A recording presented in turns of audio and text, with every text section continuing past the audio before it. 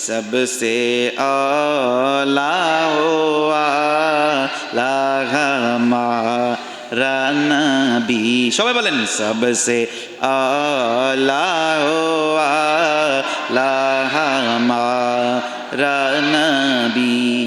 अपनी मौला का प्यारा हमारा नबी, अपनी मौला का प्यारा हमारा नबी, दोनों आलम का दुल्हा हमारा नबी। বলেন আল্লাহু আকবার।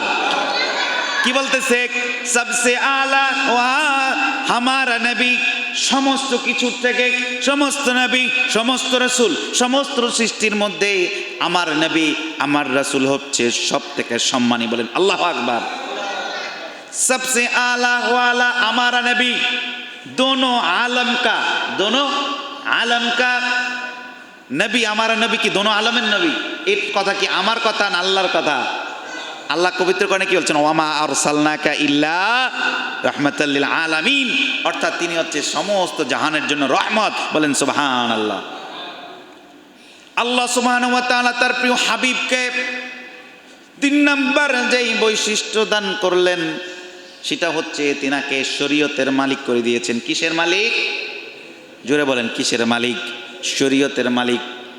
আমার নবী যদি কোনো মানুষকে দেখে বলে সে জান্নাতি, সাথে সাথে তার জন্য জান্নাত ওয়াজিব হয়ে যায়। বলেন সুবহানাল্লাহ। আমার নবী যদি বলে এটা করা যাবে না, সেটা করা যাবে না।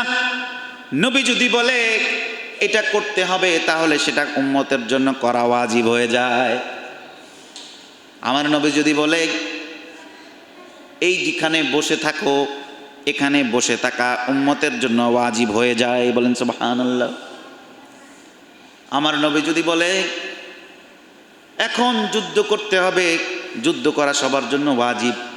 আমার নবী যদি বলে আমার জন্য বসে থাকো, আমার দিকে তাকায় হাসো, উম্মতের জন্য হাসা ওয়াজিব হয়ে যায়। বলেন সুবহানাল্লাহ।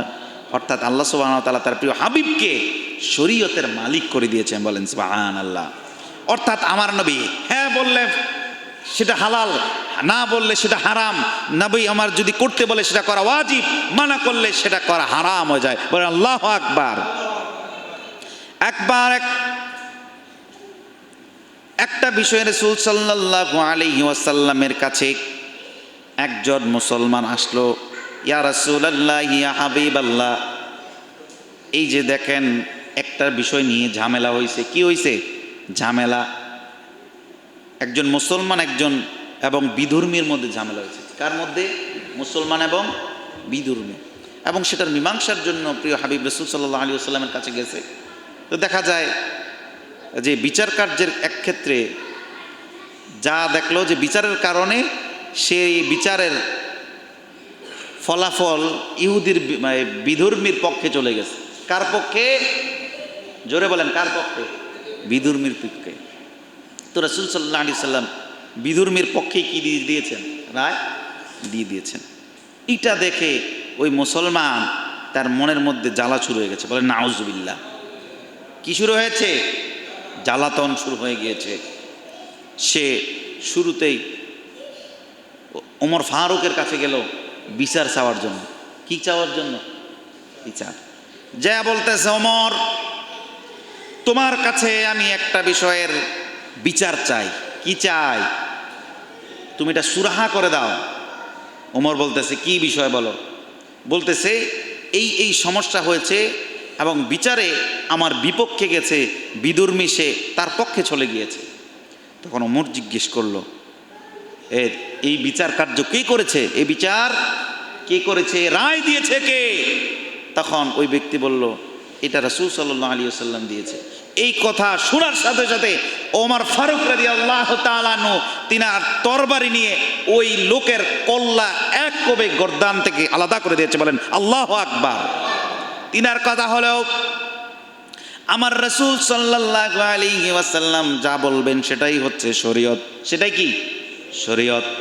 রাসূল সাল্লাল্লাহু আলাইহি ওয়াসাল্লাম বলেছেন দাড়ি রাখো, আখফুশ শাওয়ারিবি ওয়া আউফুল লিহা, তোমরা দাড়িকে লম্বা করো, মুচকে খাটো করো, এটাই উম্মতের জন্য ফরজ, ওয়াজিব। এটা কি ওয়াজিব, এর ব্যতিরেকে কথা বলা যাবে যাবে না। আমার নবী বলেছে মানুষের সাথে সদ্ব্যবহার করো, সদ্ব্যবহার করা মানুষের জন্য ফরজ। আমার নবী বলেছে রাস্তা দিয়ে হাঁটার সময় রাস্তার ময়লা, রাস্তার মধ্যে ক্ষতিকারক জিনিস সরাই দাও, এটাই রাসূলের সুন্নত, এটাই রাসূলের আদর্শ। কোরআনের মধ্যে মাত্র 500টা আয়াতের মধ্যে আপনি শরীয়তের বিষয় পাবেন। কি পাবেন? শরীয়তের বিষয়, হুকুম, আহকাম। তাছাড়া বাকি সব কিছু আমার নূর নবীজির মুবারক মুখ মুবারক দিয়ে তিনি যা বলেছেন তাই দিন ইসলাম বলেছে। বলেন সুবহানাল্লাহ। আল্লাহ সুবহানাহু ওয়া তাআলা বলছেন নামাজের আগে পাক পবিত্র হও, কিন্তু কিভাবে পাক পবিত্র হতে হবে এটা আল্লাহ বলেন নাই। কিন্তু কিভাবে পাক পবিত্র হতে হবে, কিভাবে ওযু করবা, কিভাবে গোসল করবা, কিভাবে দৌত করতে হবে, কিভাবে নামাজ পড়বা, কিভাবে সেজদা দিবা, সেজদায় কি তাসবিহ পড়বা, রুকুতে কি তাসবিহ পড়বা, কিভাবে আল্লাহর জন্য সেজদা দিতে হবে, কিভাবে রুকু দিতে হবে, কিভাবে নিয়ত বাঁধতে হবে, সমস্ত কিছুই আমার রাসূল সাল্লাল্লাহু আলাইহি ওয়াসাল্লাম বলেছেন। বলেন সুবহানাল্লাহ। অর্থাৎ রাসূল সাল্লাল্লাহু আলাইহি ওয়াসাল্লাম যা বলেছেন তাই হয়েছে ইসলামের জন্য শরীয়ত। ঠিক কি ঠিক না? এর বিরোধিতা করা যাবে? বিরোধিতা করতে পারবেন? বিরোধিতা করতে পারবেন না। অর্থাৎ আল্লাহ সুবহানাহু ওয়া তাআলা শরীয়তের হকদার, শরীয়তের মালিক বানিয়ে দিয়েছেন রাসূল সাল্লাল্লাহু আলাইহি ওয়াসাল্লামকে। বলেন সুবহানাল্লাহ।